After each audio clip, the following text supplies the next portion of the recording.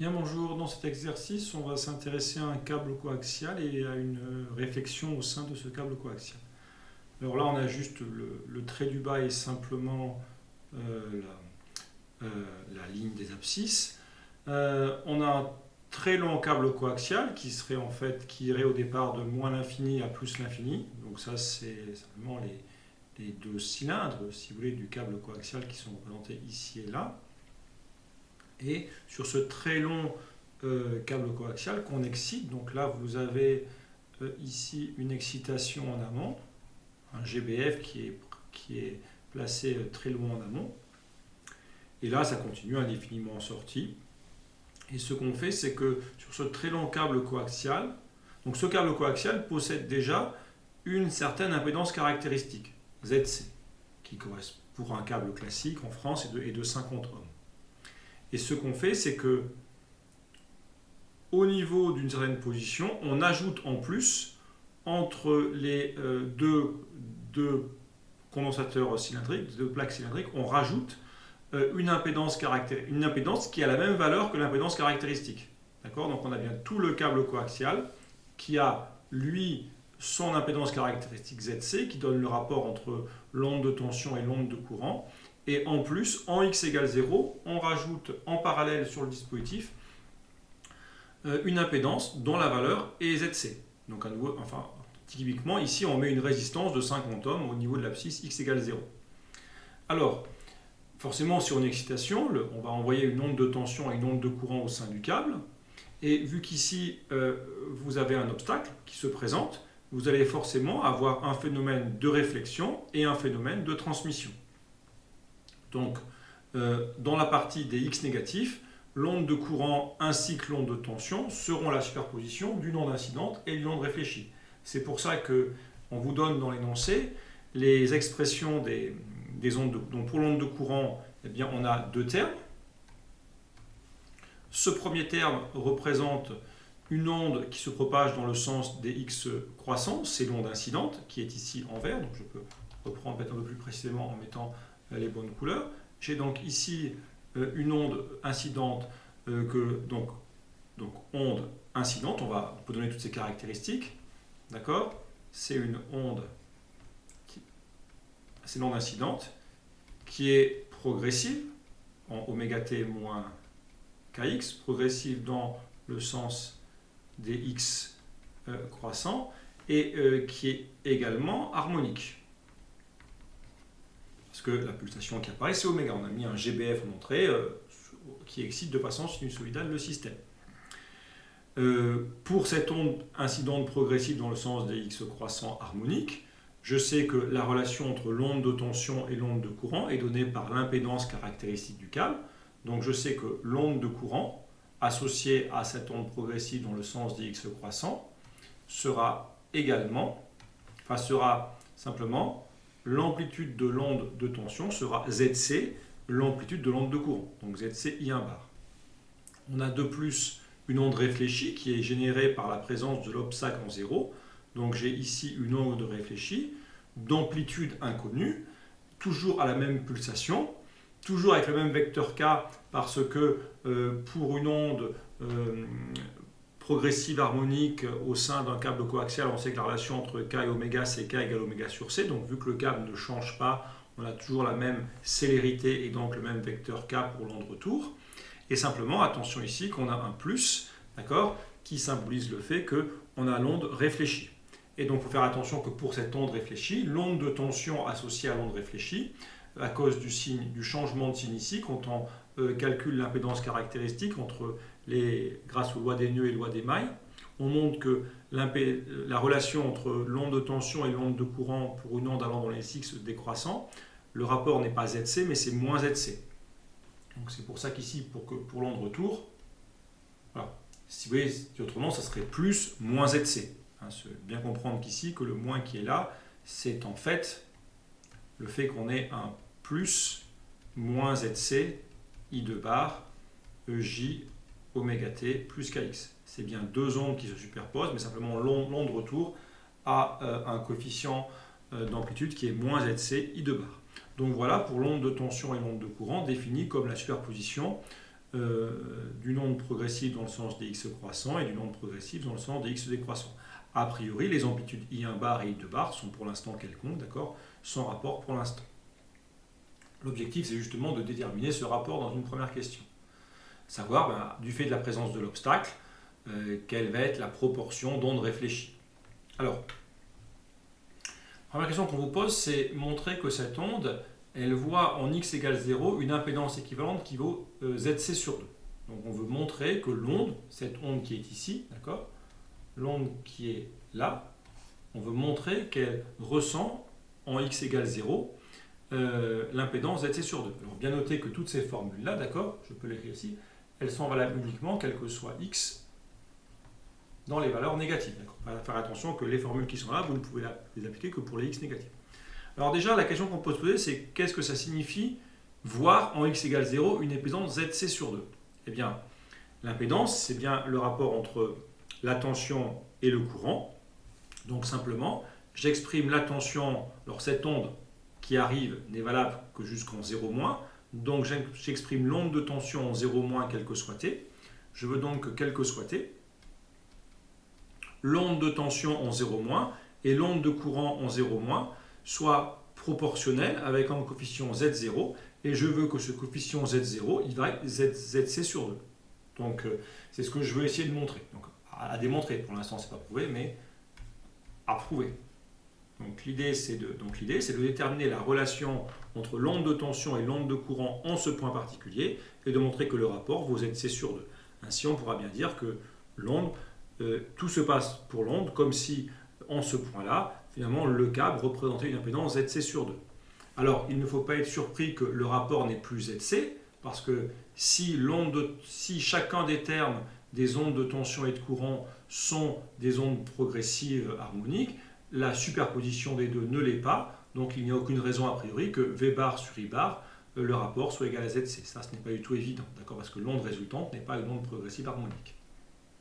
Alors, pour montrer ceci, vu qu'on veut une relation au niveau de l'origine, eh bien, ce que j'ai fait, j'ai refait le schéma du système au niveau de l'origine. Je peux peut-être un petit peu changer. Ici, ça serait plus correct d'écrire un moins, même si la tension est continue. Ce serait plus correct de mettre un moins.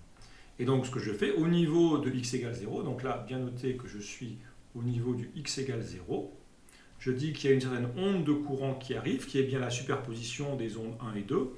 Il y a une onde qui est transmise. Et enfin, il y a une partie du courant qui va passer dans l'impédance située à x égale 0. Donc je peux déjà donner un point ici qui serait le point A. Et l'idée, c'est loi des nœuds au point A. Donc ce n'est pas très surprenant. On vous demande une caractéristique de l'onde en 0. Bon, on applique des lois électriques au niveau de ce point-là, au point A. D'accord ? Et donc si on applique une loi des nœuds en ce point, on écrit simplement que I bar en 0- et en T, ça va être égal à IC, plus I bar en 0 plus et en T. Alors maintenant, on peut écrire IC bar, d'ailleurs en toute rigueur, plutôt un IC bar. Alors ce qu'on peut noter, c'est que il y a une certaine onde de tension ici, donc comme on le voit ici, eh bien l'onde de tension elle est bien aux bornes de ZC, donc on peut écrire que on a d'autre part avec le fait que, comme on le voit ici, V bar en 0- et en T, ça vaut ZC bar, ZC pardon, là ça c'est un réel parce que c'est l'impédance caractéristique du câble, 50 ohms, et IC bar. Donc je vois que j'ai ceci. Mais j'ai une seconde relation, donc là, cette relation-là, c'est juste la loi d'Ohm généralisée pour l'impédance ZC, hein, ça c'est la loi d'Ohm, finalement, mais généralisée, c'est la loi d'Ohm au niveau de l'impédance ZC qui donne le rapport entre la tension et le courant, et il y a une deuxième relation qu'on peut écrire. La deuxième relation qu'on peut écrire, c'est qu'en fait, eh bien, la tension au niveau de 0-, c'est aussi la tension au niveau de 0+, parce que finalement A est le même point en A- et en A+, donc c'est aussi la tension juste à droite. Et cette tension, eh bien, on peut la redessiner si on veut, hein. Je peux redessiner la tension ici également, donc c'est la même tension qui est ici, mais qui vaut forcément la même chose. Mais là, l'idée, c'est qu'on est passé de l'autre côté. Et si on est passé de l'autre côté, on sait qu'à droite, pour l'onde transmise, ceci, ça représente l'onde transmise.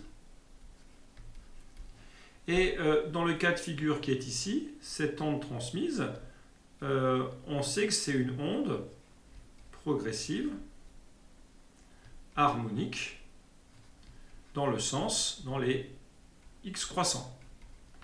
D'accord? Parce qu'il n'y a que cette onde-là, il n'y a pas d'onde qui revient après. Et donc forcément, pour cette onde transmise qui est une onde progressive harmonique dans le sens des x croissants, la relation entre l'onde de tension et l'onde de courant, eh bien, c'est forcément ZC. Donc on sait que ici, vu qu'on a ce résultat-là, eh bien, on peut écrire que c'est égal à ZC, parce que c'est l'impédance caractéristique du câble. Encore une fois, l'impédance qu'on a mis là n'est pas n'importe quelle impédance, c'est l'impédance du câble. Donc ici, sur la partie qui est ici, dans la partie transmise, forcément que la relation entre l'onde de tension transmise et l'onde de courant transmise, c'est forcément ZC, vu que c'est une onde progressive dans le sens des x croissants. Et donc finalement, si on combine ces différents résultats, donc si je combine ces résultats, je vais laisser le I bar 0- que je veux conserver. Donc je reprends 1, et de 1, ça va entraîner, donc je recopie. Donc je recopie I bar en 0- et en T. IC bar, je peux le remplacer par V bar en 0-, 0- et en T sur ZC. Et je peux remplacer le I bar en 0+ par V bar en 0- et en T sur ZC. Et on voit que ce résultat, ça vaut 2 sur ZC, V bar en 0- et en T. Et donc on en déduit que V bar, ça c'est équivalent à dire que V bar en 0- et en T, ça fait ZC sur 2, I bar en 0- et en T. Et donc c'est bien le résultat attendu. Donc on a bien prouvé que le rapport entre l'onde de tension et l'onde de courant juste en 0-, il vaut ZC sur 2. Donc en x égale 0, l'onde qui arrive, enfin l'onde résultante dans les négatifs, ressent bien au niveau de 0- une impédance caractéristique ZC sur 2. Alors, maintenant, ce qu'on peut faire, c'est calculer le coefficient de réflexion pour l'onde, c'est la seconde question. Donc le coefficient de réflexion pour l'onde, ça revient à comparer lorsque j'ai appelé quoi? Donc j'ai rajouté des I bar moins et I bar plus, ça représenterait donc le I bar moins, ça serait cette onde retour, et I bar plus, ça serait l'onde incidente.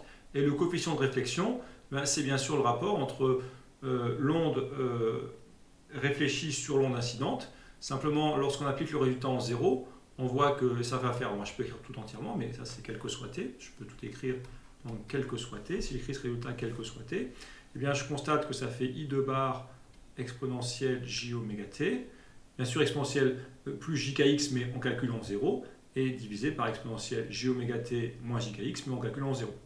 Donc on voit bien que le coefficient de ρ qu'on cherche, c'est le rapport de IE bar sur I1 bar. Mais maintenant, l'idée, c'est qu'on a une relation. On peut exploiter cette relation pour trouver, avec les formules qu'on a ici, et cette relation-là, on peut trouver une relation. Donc maintenant, ce qu'on va faire, c'est qu'on recopie le fait que V0 moins de t, c'est ZC sur 2,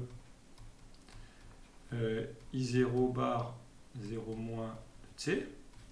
Et alors, ceci, c'est équivalent à quoi? Donc reprenons les formules. V bar 0 moins et en t, on prend la formule qui est là. Donc ça fait ZC I1 bar exponentielle j oméga t, moins ZC I2 bar exponentielle j oméga t, le tout calculé en 0. Donc ceci vaut ZC, I1 bar moins I2 bar exponentielle j oméga t, car on calcule en x égale 0, et ça doit être égal à ZC sur 2, et l'onde de courant calculée en 0 vaut I1 bar plus I2 bar EJ oméga t, avec x égale 0. Donc on peut à ce moment-là barrer l'exponentielle j oméga t, on voit que le ZC disparaît également, et on en déduit que I1 bar moins I2 bar, ça va être égal à... donc on peut faire passer le 2 de l'autre côté, donc ça fait 2 I1 bar moins 2, pardon. Non, ça veut plus proprement, donc on va passer le 2 de l'autre côté, on aura donc moins 2 I1 bar égale I1 bar plus I2 bar. Et finalement, on arrive au fait donc on va sur l'autre côté, ça fait I1 bar égale 3I2 bar. Et on obtient bien la valeur qui est fournie ici, que le rapport, le ρ vaut 1 tiers, d'accord? On obtient bien ici que I2 bar sur I1 bar vaut 1 tiers. Alors il est logique que le coefficient de réflexion ne soit pas nul, parce que en fait l'impédance, si l'onde percevait une impédance ZC, eh bien l'onde incidente serait totalement absorbée au niveau du x égale 0, mais vu que l'impédance perçue n'est pas l'impédance du câble, eh bien, on a forcément un phénomène de rebond qui se produit, et on a une certaine quantité qui ici vaut 1 tiers pour le rebond. Alors ce qu'on voudrait, c'est essayer de supprimer ce rebond, c'est la question suivante. Donc pour supprimer ce rebond, on va rajouter maintenant un peu plus loin sur le câble, donc à une distance A du câble, on va rajouter un court-circuit, donc en plus d'avoir mis une impédance ZC en x égale 0, on rajoute un court-circuit en x égale A, et on va essayer de montrer qu'en plaçant correctement la valeur de la position de ce court-circuit, on peut réussir à supprimer cette onde retour, donc à faire passer le coefficient de réflexion ρ qui vaut pour l'instant 1 tiers, à le faire passer à 0. Alors pour trouver, la première question qu'on va se poser, c'est que maintenant on a besoin de nouvelles expressions de l'onde de courant et de tension dans la partie entre 0 et A. Alors, à nouveau, pour l'instant vous aviez l'onde transmise, mais vous aviez une certaine onde qui était transmise ici. Mais forcément, vu que vous avez à nouveau un obstacle ici, ça va forcément créer à nouveau une onde réfléchie. Donc forcément, maintenant, dans la partie entre 0 et A, pour l'onde de courant I bar, donc quel que soit x appartenant à 0A, et quel que soit t, donc l'onde de courant I bar de x et de t, eh bien on peut toujours l'écrire comme la superposition d'une onde progressive dans le sens des x croissants et une onde progressive dans le sens des x décroissants. Ça, on sait que c'est la solution la plus générale, donc on ne prend pas tellement de risques en proposant ceci. Donc on aura un certain I3 bar EJ oméga t moins JKX plus I4 bar exponentielle J oméga t plus JKX. Maintenant, forcément de la même façon que tout à l'heure, on calcule le V bar, l'onde de tension. Donc l'onde de tension de la même façon. Ici, vous avez l'onde progressive harmonique dans le sens des x croissants. Vous allez forcément avoir ZC I3 bar exponentielle J oméga t moins Kx. Et pour l'onde retour, il faut faire attention aussi, donc plus moins ZC I4 bar exponentielle J oméga t moins Kx. Donc ça, c'est la forme générale des ondes de tension et de courant qu'on va choisir dans le domaine intermédiaire, comme ceci. Alors maintenant, ce qu'on peut déjà exploiter, une remarque complémentaire qu'on peut faire, c'est que nécessairement, eh bien, on peut noter qu'il y a une relation qu'on peut imposer, parce qu'il y a quand même le court-circuit. Donc maintenant, si on tient compte du court-circuit, donc si ici, je tiens compte du court-circuit, d'autre part, donc si je tiens compte du court-circuit, on peut faire la question maintenant ou juste après, mais on peut faire la question maintenant, ça ne change pas grand-chose. Donc dans ce cas-là, eh bien, je sais forcément que V bar en x égale à moins, quel que soit t, ça doit faire 0. Parce que ici j'ai un court-circuit, donc j'ai un fil, donc la tension qui serait ici le long du câble, alors pas partout, mais uniquement en ce point-là, ceci, ce serait V bar en A- et en T. Cette chose-là doit faire 0 parce qu'il y a un fil. Et donc, ici, si je remplace, eh bien, vous voyez que ça fait donc ZC EJ oméga T, I3 bar E2 moins JKA, facteur de moins I4 bar, alors, pardon, excusez-moi, j'avais fait un petit problème de signe que je vais corriger tout de suite. Vous avez dû remarquer, forcément, ici, l'exponentielle J oméga T avec l'exponentielle J oméga T, un long de retour, avec un plus ici, bien sûr, et donc plus JK. Et donc, forcément, vu que ceci doit être nul quel que soit T, ce n'est bien sûr pas ZC qui est nul, ce n'est pas exponentielle J oméga T qui est nul. Donc, pour exprimer la nullité, ben, c'est forcément ce terme-là écrit ici qui doit faire 0. Et pour que ce terme-là ici fasse 0, ça oblige que I3 bar ce soit égal donc à I4 bar exponentielle de JK. Donc voilà la relation pour l'instant qu'on peut écrire entre, voilà, donc voyez, la présence de ce court-circuit ici entraîne une contrainte sur l'onde de courant incidente et l'onde de courant, enfin sur les amplitudes des ondes de courant incidentes et réfléchies. Et maintenant, alors on veut maintenant que le courant s'annule, donc on souhaite de plus que le courant, on va voir pourquoi, mais on veut que le courant s'annule en x égale 0 plus. Donc si le courant s'annule en x égale 0 plus, on rajoute le fait que, donc on souhaite, donc voilà ce qu'on souhaite, donc, on souhaite que eh bien, le I bar, donc avec cette formule ici, d'accord, le I bar qui va correspondre à la formule qui est ici, d'accord, le I bar en 0 plus et en t, donc qui vaut I3 bar exponentielle j oméga t plus I4 bar exponentielle j oméga t. On peut remplacer par exemple I3 bar par son expression, ça fait donc I4 bar qui se factorise, donc on a le 1 là, puis on a le exponentiel de jk ici, donc exponentielle donc de jka plus 1 exponentielle j oméga t. Encore une fois, ce qu'on a exploité ici, hein, c'est grâce à la relation qui est là, que j'ai exploité ici. Et donc en explorant cette relation, je factorise le I4 bar, et j'ai donc ici, donc le I3 bar, ça fait ceci, je factorise le I4 bar et j'arrive à ceci. Donc bien sûr, on souhaite que I0 plus bar de t fasse 0. Bien, ce n'est bien sûr pas le I4 bar qui a priori fait 0, parce que si le I4 bar fait 0, alors le I3 bar fait aussi 0, et partout sur le câble, l'onde de courant serait toujours nulle à droite, ce qui n'a pas de raison d'être le cas. D'accord. Donc bien sûr, la condition à imposer, c'est d'imposer cette condition qui est ici. Donc la condition qu'on va retenir, c'est que ceci soit égal à 0, et donc on retient donc comme condition que 1 plus exponentielle de jka soit égal à 0. Pardon. Et donc ceci, ce sera possible si l'argument dans l'exponentielle j quelque chose, eh bien il faut que ce terme-là vaille moins 1. Il faut que ceci, ça fasse moins 1.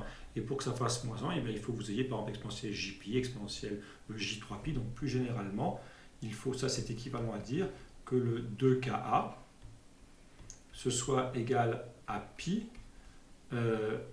à 2pi près, qu'on peut par exemple noter avec un indice p, d'accord, 2pi. Donc on va prendre avec des valeurs bien sûr positives pour k et pour a, mais donc forcément on prendra dans les p. Et donc ceci, donc ça va mettre un indice A, parce que vous voyez, il y a différentes valeurs. Il y a pi, mais il y a tous les multiples possibles à 2pi près, pour arriver à moins 1. Donc en fait, il y a plusieurs valeurs possibles, donc ça va être plusieurs valeurs de A possibles.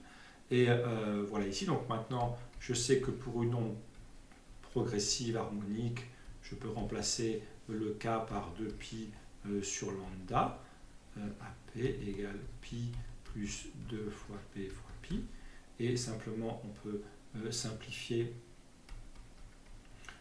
par 2pi, donc ça fait 2AP sur lambda sera égal à 1,5 si on divise par 2pi, plus P, d'accord, donc ce qui est équivalent à AP qui doit être égal à lambda sur 4, hein, vous prenez le lambda sur 2, plus P lambda sur 2. Donc en fait, dit autrement, bon, ça c'est juste le petit calcul qu'il faut mener, d'accord, les différentes solutions possibles. Donc encore une fois, il n'y a pas une seule solution parce que du fait de la périodicité de l'exponentielle complexe, vous avez une première valeur, puis après il y a des modulo de pi pour l'argument. Et si on mène le calcul correctement, donc ici on 2pi sur lambda, et ensuite on divise par pi partout, et il y a juste un facteur 2 qui se décale, d'accord. On obtient finalement le résultat qui est ici. Ça veut dire que les valeurs de A possibles, c'est un quart de longueur d'onde, et après plus une demi-longueur d'onde, parce que le P ici, on peut l'écrire quand même, le P qui est ici, il est dans n étoiles, d'accord, on le revoit ici, c'est parce que vous n'avez pas les valeurs négatives, parce que les valeurs négatives impliqueraient des longueurs de A négatives, et on doit forcément avoir ce coefficient-là qui est positif, donc on doit prendre le P dans n étoiles, voilà, et donc forcément on vous demande la plus petite valeur, la plus petite valeur c'est de choisir A0 égale lambda sur 4. Donc simplement ce qui va se passer, c'est que vous allez avoir des interférences. Donc vous envoyez il y a une onde incidente qui part, du fait donc, qui est transmise. Et il y a une onde réfléchie et simplement il va y avoir des interférences entre ces deux ondes. Et en fonction de la distance A, lorsque l'onde réfléchie revient, donc vous avez l'onde incidente et l'onde réfléchie, lorsque l'onde réfléchie revient, en fonction de la distance parcourue, elle va faire des interférences soit constructives, soit destructives.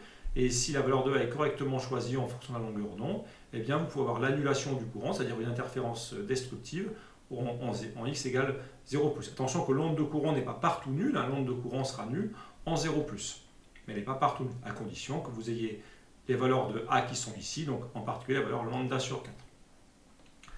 Et alors maintenant, quel est le nouveau coefficient de réflexion? Alors on peut faire des calculs plus ou moins longs, mais la réponse maintenant est assez courte parce que, eh bien, en fait, le coefficient de réflexion vaut forcément 0 pour la raison suivante. Parce que maintenant, ce qu'on a, donc la nouvelle condition qu'on a ici, donc je refais le même schéma qu'avant, je dis, ben, en fait, je fais la même chose qu'avant, je reprends ma petite loi des nœuds que j'avais fait précédemment, mais vu que j'ai rajouté maintenant, n'oublions pas que un peu plus loin sur le câble, je peux le redessiner, vous avez 1000 court-circuits. Donc là, quelque part, il y a le court-circuit, d'accord? Au niveau de... Là, c'était 0 et là, c'était A. Donc, du fait de la présence de ce court-circuit, on sait maintenant que I en 0+, eh bien, ça vaut 0. C'est ce qu'on a trouvé précédemment. On sait que le I bar en 0+, vaut 0. Mais si le I bar en 0+, vaut 0, eh bien, forcément que... On a dans ce cas-là, I bar en 0- et en T, c'est forcément IC bar ici, mais IC bar c'est V bar en 0+ et en T sur ZC, ce qui est équivalent à dire que V bar en 0+ et en T, qui est aussi V bar en 0- et en T, ça fait en fait, d'après cette relation-là, ZC I0 bar en 0- et en T. Et donc on retrouve bien que maintenant, vu qu'on a changé la condition et vu que le courant qui traverse n'est plus le même, eh bien l'onde, maintenant on peut dire que l'onde en x égale 0, elle voit une impédance ZC. Et à nouveau, si l'onde en x égale 0 voit une impédance ZC, eh bien, elle n'est pas réfléchie. Car encore une fois, une onde qui se propage sur une câble avec une impédance ZC continue en ligne droite sur le câble.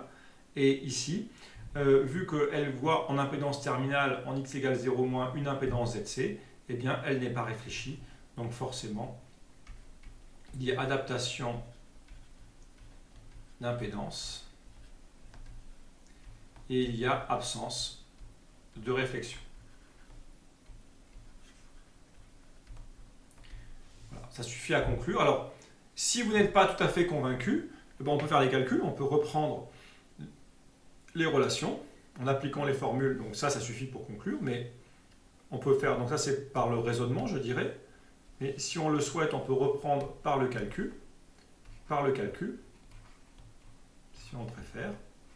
Et bien on écrira que I bar en 0- et en T, c'est exponentielle J oméga T I1 bar plus I2 bar. On écrira d'autre part que V bar en 0- et en T, c'est exponentielle J oméga T ZC fois I1 bar moins I2 bar. Et si on impose que cette relation-là, eh bien on voit que cette relation a un impose, donc on a ceci, et on a ce résultat qui est là, on va mettre ici, d'accord? Et donc on va reprendre ici, or V bar en 0- et en T, ça doit être égal maintenant, c'est plus comme avant, ça doit être égal à Z bar I 0- et en T, et donc ça va donc imposer que, ça va faire, donc on peut exponentielle J oméga T, on peut s'en débarrasser, ça va faire que ZC facteur de I1 bar moins I2 bar va être égal à ZC facteur de I1 bar plus I2 bar. On peut barrer ZC et on voit que là ça implique que en fait moins I2 bar égale I2 bar et donc ce qui implique que I2 bar égale 0. Donc il n'y a bien pas d'onde réfléchie. Mais encore une fois, donc ça par le calcul, si vous n'étiez pas convaincu par l'explication, donc par le calcul, on montre bien que si l'impédance qui est perçue par l'onde en un point donné du circuit CZC, l'onde poursuit son chemin. Okay, donc en ayant prouvé ceci, ça suffit, on peut refaire le calcul ici, mais une fois qu'on a prouvé que l'onde perçoit une impédance ZC, alors c'est l'impédance du câble et elle continue son chemin, elle n'observe pas d'obstacle. Voilà, donc ça suffisait à conclure. Donc voilà pour ce résultat. Alors si on reprend rapidement l'exercice, donc l'idée, il y a toutes ces questions-là, d'accord. Dès que vous avez un obstacle, il y a forcément incident, réfléchi, transmis dans le cas général. Bien faire attention à la définition de la forme des ondes, d'accord. Donc définition de la forme des ondes, une onde progressive, une onde réfléchie. Que l'impédance caractéristique, elle s'applique aux ondes progressives, mais pas à l'onde dans sa globalité, et qu'en plus, pour chacune des ondes progressives, il faut faire attention au signe. Est-ce que c'est une onde progressive dans le sens de croissant ou décroissant? Donc là, il ne faut pas oublier le signe moins qui est ici. Qu'est-ce qu'on appelle pour une onde donc voir quelque chose? Ben c'est l'impédance qu'elle perçoit, et l'impédance, c'est le rapport de la tension sur le courant. Voilà, et bien faire attention, est-ce qu'on considère 0 plus, 0 moins dans tous ces calculs? Voilà. Et à nouveau, donc, à chaque fois que vous aurez ce phénomène-là, avec un obstacle, on redéfinit une onde progressive, une onde réfléchie, qui sont la solution la plus générale des équations de D'Alembert à une dimension. Voilà, et pareil pour l'onde de courant, et les conditions qu'on impose ensuite. Voilà, c'est un peu complet, enfin, qui présente quelques idées intéressantes sur les interférences, sur les ondes, sur les impédances caractéristiques le long d'un cas. Voilà, je vous remercie.